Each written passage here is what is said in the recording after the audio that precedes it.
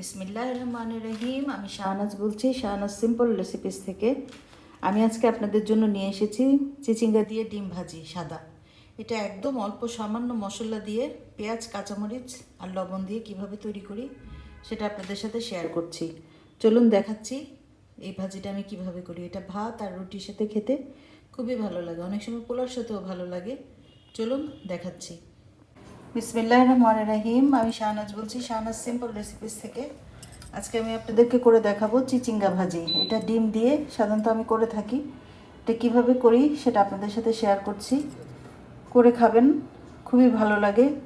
রুটি বা সাদা ভাতের সাথে খুব ভালো লাগে।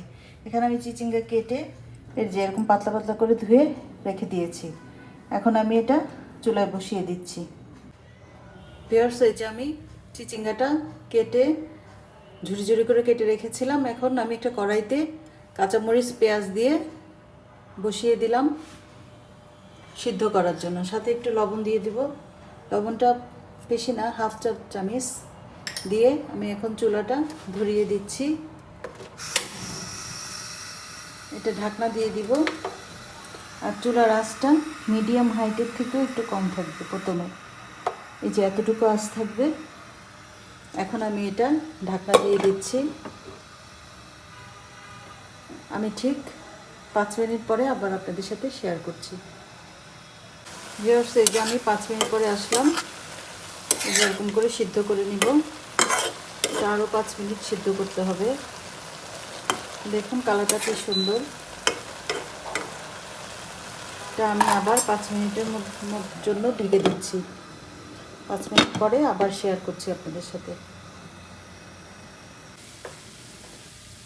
ভিউয়ার্স, এই যে আমার ভাজিটা সিদ্ধ হয়ে গেছে।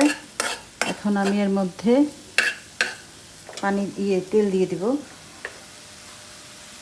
মাঝখানে।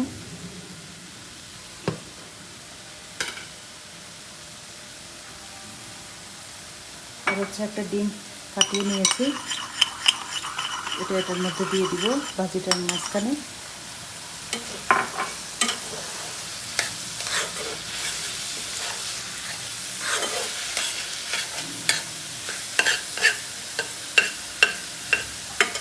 এখন এর মাঝখানে আমি ডিমটা দিয়ে দিলাম।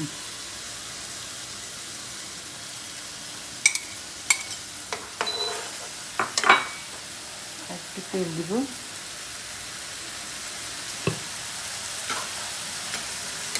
এখন এটা ডিমটা আর চিচিঙ্গাটা একসাথে মিক্সড করে ফেলব।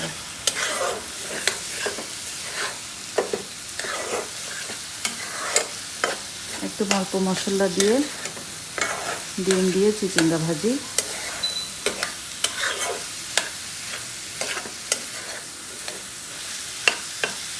এটা 2-3 মিনিটের মতো ভাজতে হবে।